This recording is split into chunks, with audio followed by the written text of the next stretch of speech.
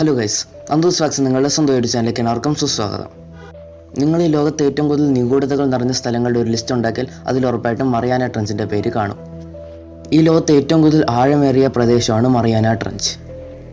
ഇന്നും നമുക്ക് കണ്ടുപിടിക്കാത്ത പല രഹസ്യങ്ങളും എല്ലാം ഒളിഞ്ഞു കിടക്കുന്നൊരു കടൽ പ്രദേശമാണ് മറിയാന ട്രെഞ്ച്. പിന്നെ പല സയൻറ്റിഫിക് തിയറീസും പറയുന്നത് വെച്ചാൽ ഈ മറിയാന ട്രെഞ്ച് വളരെ ഡേഞ്ചറസും പിന്നെ വളരെ മിസ്റ്റീരിയസും ആയിട്ടുള്ള പല സീ ക്രീച്ചേഴ്സും ഉണ്ടെന്നാണ്. സോ ഈ മറിയാന ട്രെഞ്ചിനെ കുറിച്ച് എല്ലാ കാര്യങ്ങളും അറിയാൻ വേണ്ടി ഈ വീഡിയോ ഉറപ്പായിട്ടും നിങ്ങൾ അവസാനം വരെ കാണുക. പിന്നെ ഈ വീഡിയോയിലേക്ക് കടക്കുന്നതിന് മുമ്പ് നിങ്ങൾ നന്ദൂസ് നിങ്ങളുടെ സ്വന്തം യൂട്യൂബ് ചാനലിലേക്ക് ആദ്യമായിട്ടാണ് വന്നിരിക്കുന്നെങ്കിൽ ഉറപ്പായിട്ടും സബ്സ്ക്രൈബ് ചെയ്യുക. പിന്നെ തൊട്ടടുത്തുള്ള ബെൽ നോട്ടിഫിക്കേഷൻ ഓൺ ചെയ്യുക. അങ്ങനെ ചെയ്താൽ ഞാൻ ഈ ചാനലിൽ അപ്ലോഡ് ചെയ്യുന്ന പുതിയ വീഡിയോസ് നിങ്ങൾക്ക് അപ്പോൾ തന്നെ നോട്ടിഫിക്കേഷൻ രൂപത്തിൽ ലഭിക്കുന്നതാണ്. സോ ഗൈസ്, നമുക്ക് കൂടുതൽ ടൈം വേസ്റ്റ് ചെയ്ത് വീഡിയോയിലേക്ക് കിടക്കാം.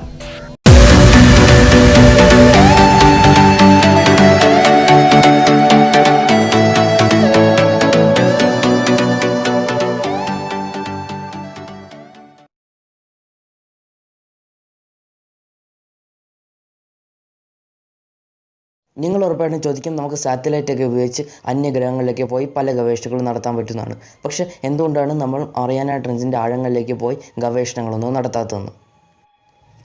അതിൻ്റെ പ്രധാനപ്പെട്ട കാരണങ്ങൾ പറഞ്ഞാൽ അത് ആഴക്കടലിലെ കടുത്ത സമ്മർദ്ദവും സൂര്യപ്രകാശം വെറും 200 മീറ്റർ വരെ മാത്രം ഉൾപ്രവേശിക്കുന്നത് കൊണ്ടും പിന്നെ അത് കഴിഞ്ഞിട്ട് ഘോരയിരുട്ട് മാത്രമാണ്. മനുഷ്യനെ ശ്വസിക്കുന്ന ഉപകരണങ്ങൾ എന്നെ ഉപയോഗിച്ചിട്ട് 1000 അടി വരെ മാത്രമേ പോകാൻ പറ്റത്തുള്ളൂ.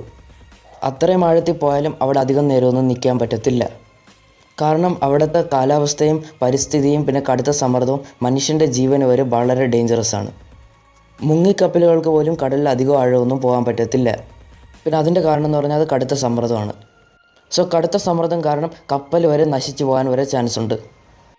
പിന്നെ ഇപ്പോൾ നിങ്ങൾ ഈ സ്ക്രീനിൽ കാണുന്നത് പസഫിക് സമുദ്രത്തിൽ സ്ഥിതി ചെയ്യുന്ന മറിയാന ട്രെഞ്ചിൻ്റെ മാപ്പാണ്.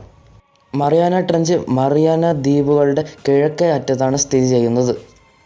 ഗവേഷകർ മറിയാന ട്രെഞ്ചിനെ നമ്മുടെ ലോകത്തുള്ള മറ്റൊരു ലോകം എന്നാണ് വിശേഷിപ്പിക്കുന്നത്. ഈ മറിയാന ട്രെഞ്ച് എന്ന് പറഞ്ഞാൽ 180 മില്യൺ വർഷങ്ങൾ മുമ്പെയാണ് ഫോം ചെയ്തത്. ഈ മറിയാന ട്രെഞ്ചിന് ടോട്ടൽ 11,000 കിലോമീറ്ററിൻ്റെ ആഴവും 2550 കിലോമീറ്റർ നീളവും 69 കിലോമീറ്റർ വീതിയും ഉണ്ട്. മറിയാന ട്രെഞ്ചിൻ്റെ ആഴം മനസ്സിലാക്കാൻ ഞാൻ നിങ്ങൾക്ക് വളരെ സിമ്പിളായിട്ടുള്ളൊരു എക്സാമ്പിൾ പറഞ്ഞുതരാം. സോ നിങ്ങൾ ഉറപ്പായിട്ടും മൗണ്ട് എവറസ്റ്റിനെ കുറിച്ച് കേട്ടിട്ടുണ്ടായിരിക്കും.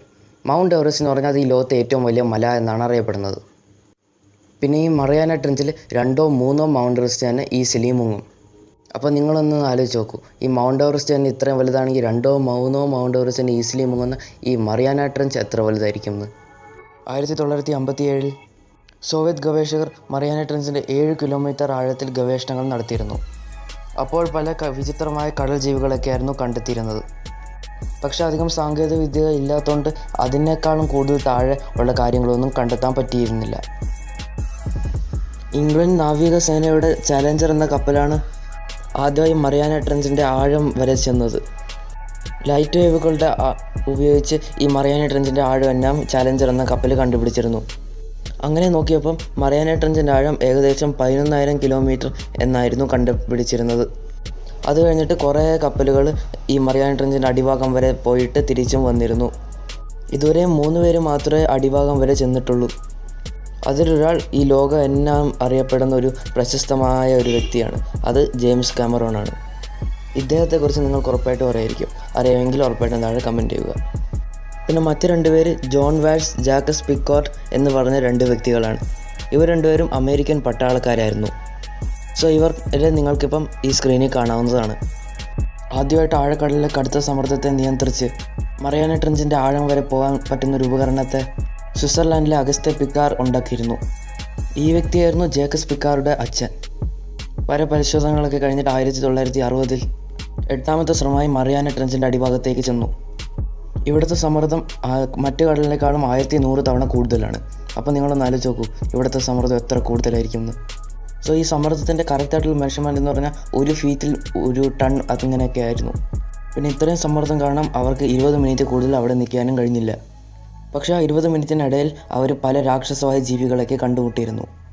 പിന്നെ 1985 അമേരിക്കയിലെ ഗവേഷണ സംഘം കമ്പ്യൂട്ടർ കൊണ്ട് പ്രവർത്തിക്കുന്ന 9 മീറ്റർ നീളമുള്ള ഒരു ഉപകരണം ഉപയോഗിച്ച് ഒരു കാര്യം ചെയ്തിരുന്നു. പിന്നെ ആ ഉപകരണം ഉപയോഗിച്ച് കണ്ടുപിടിച്ച കാര്യങ്ങൾ കേട്ടപ്പോൾ ഈ ലോകത്തെ എല്ലാ സയൻറ്റിസ്റ്റുകളും ഞെട്ടിപ്പോയിരുന്നു. സോ ഈ ഗവേഷകർ ചെയ്തതെന്ന് വെച്ചാൽ അവർ ആ ഉപകരണം മറിയാന ട്രെഞ്ചിൻ്റെ ആഴങ്ങളിലേക്ക് വിട്ടു. പിന്നെ അങ്ങനെ ഈ ഉപകരണം ഈ കടലിൻ്റെ ആഴത്തിൽ ഒരു വളരെ സ്ട്രേഞ്ച് ആയിട്ടുള്ളൊരു ശബ്ദത്തെയും രേഖപ്പെടുത്തി. പിന്നെ ശബ്ദം രേഖപ്പെടുത്തിയപ്പം അതിനെ എന്തോ ഒരു ജീവി ആക്രമിക്കുകയും ചെയ്തിരുന്നു.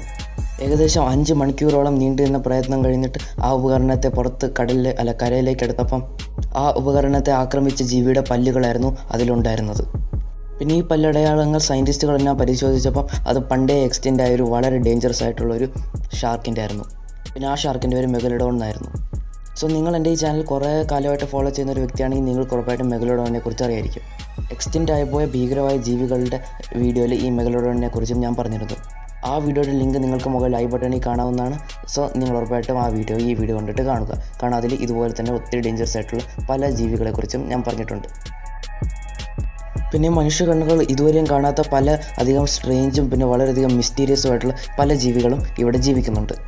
Goblin shark, angular fish, wiper fish, see cucumber, ഇതുപോലത്തെ പലധികം വളരെ മിസ്റ്റീരിയസും പിന്നെ നമ്മളൊന്നും കേൾക്കാത്തതുപോലത്തെ ആയിട്ടുള്ള പല ജീവികളും ഇവിടെ താമസിക്കുന്നുണ്ട്.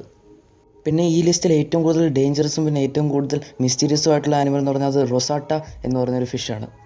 അത് ശരിക്കും പറഞ്ഞൊരു ഫിഷല്ല, അതൊരു ജെല്ലി ഫിഷാണ്. സോ ആ ടൈപ്പ് ഓഫ് ജെല്ലി ഫിഷിൻ്റെ ഒരു ഫുട്ടേജാണ് നിങ്ങളിപ്പോൾ സ്ക്രീനിൽ കാണുന്നത്. ഇൻ ഫ്യൂച്ചർ ഈ ഗവേഷകർ ഈ മറയാന ട്രെഞ്ചിൻ്റെ അകത്തോട്ടൊക്കെ ഒത്തിരി ഗവേഷണങ്ങളൊക്കെ നടത്തിയ ഇതുപോലെ പല മിസ്റ്റീരിയസ് ആയിട്ടുള്ള ജീവികളെയും നമുക്ക് കണ്ടെത്താൻ പറ്റുമെന്നാണ് സയൻറ്റിസ്റ്റുകൾ പറയുന്നത്. ഇതൊക്കെ കാരണത്താലാണ് സയൻറ്റിസ്റ്റുകൾ ഇത് നമ്മുടെ ലോകത്തകത്തുള്ള വേറൊരു ലോകമെന്ന് വിശേഷിപ്പിക്കുന്നത്. സോ നിങ്ങൾക്ക് ഈ വീഡിയോ ഇഷ്ടപ്പെട്ടാൽ ഉറപ്പായിട്ട് ഈ വീഡിയോയ്ക്ക് ഒരു ലൈക്ക് നൽകുക. പിന്നെ നിങ്ങളുടെ സ്വന്തം വീഡിയോ ചാനൽ ഫാക്ട്സിലേക്ക് ആദ്യമായിട്ടാണ് നിങ്ങൾ വന്നിരിക്കുന്നതെങ്കിൽ ഉറപ്പായിട്ടും സബ്സ്ക്രൈബ് ചെയ്യുക. പിന്നെ തൊട്ടതിൽ നോട്ടിഫിക്കേഷൻ ഓൺ ചെയ്യുക. അങ്ങനെ ചെയ്താൽ നിങ്ങൾക്ക് ഈ ചാനലിൽ അപ്ലോഡ് ചെയ്യുന്ന പുതിയ വീഡിയോസ് നിങ്ങൾക്ക് അപ്പോൾ തന്നെ നോട്ടിഫിക്കേഷൻ രൂപത്തിൽ ലഭിക്കുന്നതാണ്. പിന്നെ നിങ്ങൾ ഉറപ്പായിട്ടും താഴത്തെ ഡിസ്ക്രിപ്ഷനിൽ ഒരു ലിങ്ക് ഉണ്ട്. ആ ലിങ്കിൽ പോയി ഏറ്റവും കൂടുതൽ ഡേഞ്ചറസ് ആയിട്ടുള്ള പക്ഷേ എക്സ്റ്റെൻറ്റ് ആയിപ്പോയ ആനിമൽസിനെ കുറിച്ചുള്ള വീഡിയോ കാണുക. അതിൻ്റെ ലിങ്ക് കാർഡ്സിലും ഞാൻ നൽകുന്നതാണ്. സോ നിങ്ങൾ ഉറപ്പായിട്ടും ഈ വീഡിയോ കണ്ടിട്ട് ആ വീഡിയോ കാണുക. പിന്നെ നിങ്ങൾ ഉറപ്പായിട്ടും ഇൻട്രസ്റ്റിംഗ് ആയിട്ടുള്ള വേറെ ഏതെങ്കിലും ടോപ്പിക്ക് നിങ്ങളുടെ മനസ്സിലുണ്ടെങ്കിൽ അത് താഴെ കമൻറ്റ് സെക്ഷനിൽ കമൻറ്റ് ചെയ്യുക. അതിൻ്റെ പുറത്ത് ഞാനൊരു വീഡിയോ ഉണ്ടാക്കുന്നതാണ്. Okay, so thanks for watching. ഇനി നമുക്ക് മറ്റൊരു വീഡിയോയിൽ കാണാം. ബൈ.